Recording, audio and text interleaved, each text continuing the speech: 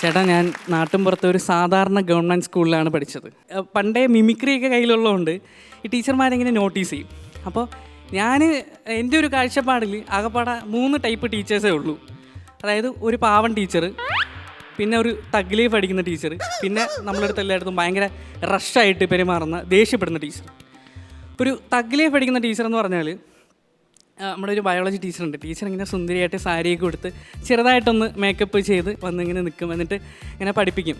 ഭയങ്കര സൗമ്യമായിട്ട് ഭയങ്കര സോഫ്റ്റായിട്ടാണ് പഠിപ്പിക്കുന്നത്. ആർട്ടറി കൂടെ ബ്ലഡ് ഫ്ലോ ചെയ്യുമ്പോൾ അതിൻ്റെ വോളിയം കുറവായിരിക്കുമോ കൂടുതലായിരിക്കുമോ?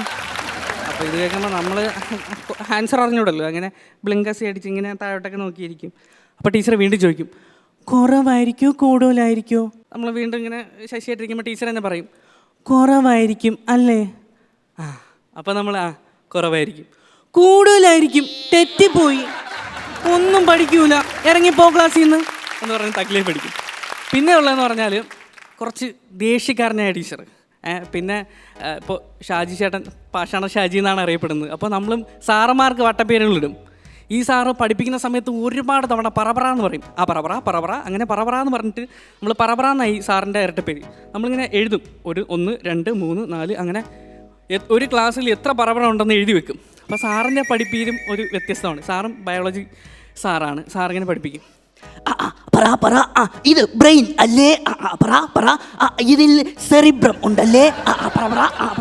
അത് സെറിബെല്ലം അല്ലേ? ഇതിന്റെ ഇതിന്റെ കവർ ചെയ്തുകൊണ്ട് ഒരു ആവരണം ഉണ്ടായിരിക്കുമല്ലേ? അതിനെ പറയുന്ന പേരെന്താണ്? അപ്പോൾ ഒരു ഞങ്ങളുടെ അടുത്ത് സുപ്രഭാതം വേണമെന്ന് പറയുന്ന ഒരാളുണ്ട്. പുള്ളി എന്ത് പറഞ്ഞാലും ഒരു സുപ്രഭാതത്തിൽ എന്ന് പറയും. ഇപ്പോൾ ഒരു സുപ്രഭാതത്തിൽ പാഷാൺ ഷാജി എന്നോട് വന്നിട്ട് പറഞ്ഞു, ഒരു സുപ്രഭാതത്തിൽ എനിക്ക് എന്ത് ചെയ്യാൻ പറ്റും? ഒരു സുപ്രഭാതത്തിൽ ഇവിടെ സ്റ്റാൻഡപ്പ് കോമഡി കിടക്കുക. എന്ത് കാര്യം പറഞ്ഞാലും ഒരു 2 3 ഒരു സുപ്രഭാതത്തിൽ നീ എനിക്കൊരു ചായ മേടിച്ചാൽ വേറെ സുപ്രഭാതത്തിൽ ഞാൻ മേടിച്ചു തരണ്ടേ? ഇത് പെട്ടെന്നൊരു സുപ്രഭാതത്തിൽ താനിങ്ങനെ പറയുന്നത് ഞാൻ വിചാരിച്ചിട്ടില്ല. ആ സുപ്രഭാതത്തിൽ എന്റെ കാശ് വേണ്ടേ? ഇതാണ് പ്രശ്നം. ഒരു സുപ്രഭാതം വേണമെന്നാണ് പുള്ളിക്കാരൻ്റെ പേര്. അപ്പോൾ ഈ സാർ ഇങ്ങനെ ചോദ്യം ചോദിച്ചു. അപ്പോൾ നമ്മുടെ എല്ലാ ക്ലാസ്സിലും ഉണ്ടാവും ഉത്തരം അറിഞ്ഞുകൊണ്ടെങ്കിലും ചാടി കയറി സാർ എന്ന് പറഞ്ഞിട്ട് ആൻസർ വിളിച്ചു പറയുന്നത്. അപ്പോൾ ഒരു കുട്ടി ഇതുപോലെ വിളിച്ചു പറഞ്ഞു, sir middle of block wrong answer, ഇറങ്ങിപ്പോ, you will not see any minute of the day, ഇറങ്ങിപ്പോടി എന്ന് പറഞ്ഞ് പുറത്താക്കും. പിന്നെ വാതിലൊക്കെ അടച്ച് പൂട്ടിയിടും, പുറത്താക്കും. പിന്നെ ഉള്ളതെന്ന് പറഞ്ഞാൽ പാവം പഞ്ചപാവം സാറ്. പഞ്ചപാവം എന്ന് പറഞ്ഞാൽ സാറ് പഠിപ്പിക്കുന്നത് കണ്ടാൽ നമുക്ക് തന്നെ അലിവ് തോന്നിപ്പോവും. നമ്മളിവിടെ 0 വെട്ടി കളിച്ചാലാ അല്ലെങ്കിൽ പെൻഫൈറ്റ് കളിച്ചാലാ ഒരു പ്രശ്നമില്ല, ആലമ്പുണ്ടാക്കിയാലും ഒരു പ്രശ്നമില്ല. സാർ ഇങ്ങനെ കണ്ടിന്യൂസ് ആയിട്ട് പഠിപ്പിച്ചുകൊണ്ടേയിരിക്കും. സാർ എങ്ങനെയാണ് പഠിപ്പിക്കുന്നത്?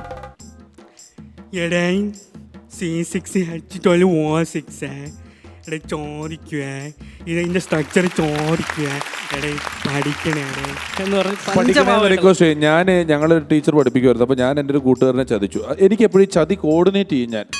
അപ്പോൾ ഞങ്ങൾ 12 ആണുങ്ങളെങ്ങാനുണ്ട് ക്ലാസ്സിൽ. അപ്പോൾ ഒരുത്തിനോട്ട് ഞങ്ങൾ ബെറ്റ് വെച്ചിട്ട് ചോദിച്ചു, ടീച്ചർ വരുമ്പോൾ എല്ലാവരും കൂടെ ഗുഡ് മോർണിംഗ് ടീച്ചർ എന്ന് പറയുന്ന കൂട്ടത്തിൽ ഗുഡ് മോർണിംഗ് ചേച്ചി എന്ന് പറയാമോ എന്ന് ചോദിച്ചു ഒരുത്തിനോട്.